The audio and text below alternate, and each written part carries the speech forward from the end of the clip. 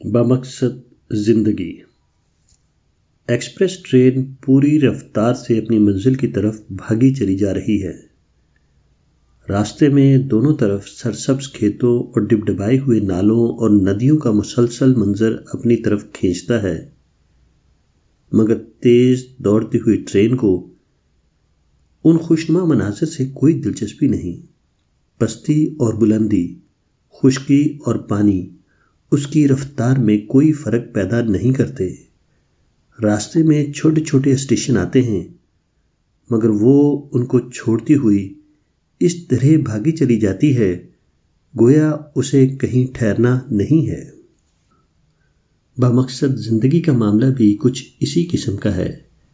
जिस आदमी ने अपनी जिंदगी का एक मकसद बना रखा हो, उसकी सारी तवज्जो अपने मकसद पर लग जाती है।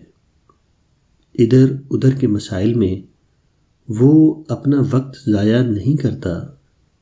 बामकसद जिंदगी गुजारने वाला आदमी एक ऐसे मुसाफिर की तरह होता है जो अपना एक एक लम्हा अपनी मंजिल की तरफ बढ़ने में लगा देना चाहता है। दुनिया के खुशनुमा मनाजिर ऐसे मुसाफिर को लुभाने के लिए सामने आते हैं, मगर वो उनसे आंखें बंद कर लेता है। साए और अकामत गाहें उसको ठहरने और आराम करने की तरगीब देती हैं, मगर वो उनको छोड़ता हुआ अपनी मंजिल की तरफ बढ़ता रहता है। दूसरी दूसरी चीज़ों के तकाजे उसका रास्ता रोकते हैं, मगर वो हर एक से दामन बचाता हुआ बढ़ता चला जाता है। जिंदगी के नशीबो फराज इससे टकराते हैं, मगर इसके बावजूद उसके अज़म और उसकी रफ्तार में कोई फर्क नहीं आता। बामकसद आदमी की जिंदगी एक भटके हुए आदमी की मानित नहीं होती, जो समते सफ़र मुतय्यन ना होने की वजह से कभी एक तरफ चले लगता है और कभी दूसरी तरफ, बल्कि उसके जहन में रास्ता और मंजिल का वाज़िह शऊर होता है। उसके सामने एक मुतय्यन निशान होता है। ऐसा आदमी कैसे कहीं रुक सकता है? कैसे वो दूसरी चीज़ों में उलझकर अपना वक़्त ज़ाया करने को पसंद कर सकता है?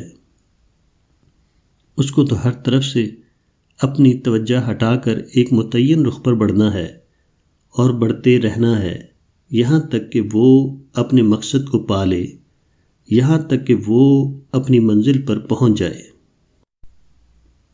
जिंदगी को बामाना बनाने के लिए ज़रूरी है कि आदमी के सामने एक सोचा हुआ निशाना हो, जिसकी सदाकत पर उसका जहन मुतमईन हो, जिसके सिलसिले में उसका ज़मीर पूरी तरह उसका साथ दे रहा हो, जो उसकी रगोपै में खून की तरह उतरा हुआ हो। यही मकसदी निशाना किसी इंसान को जानवर से अलग करता है। अगर ये ना हो तो इंसान और जानवर में कोई फर्क नहीं। जिस आदमी के अंदर मकसदियत आ जाए, उसकी जिंदगी लाजमन एक और जिंदगी बन जाएगी। वो छोटी छोटी गैर मुतल्लिक बातों में उलझने के बजाय अपनी मंजिल पर नजर रखेगा। वह यकसुई के साथ अपने मुकर्रर निशान पर चलता रहेगा, यहाँ तक कि मंजिल पर पहुंच जाएगा।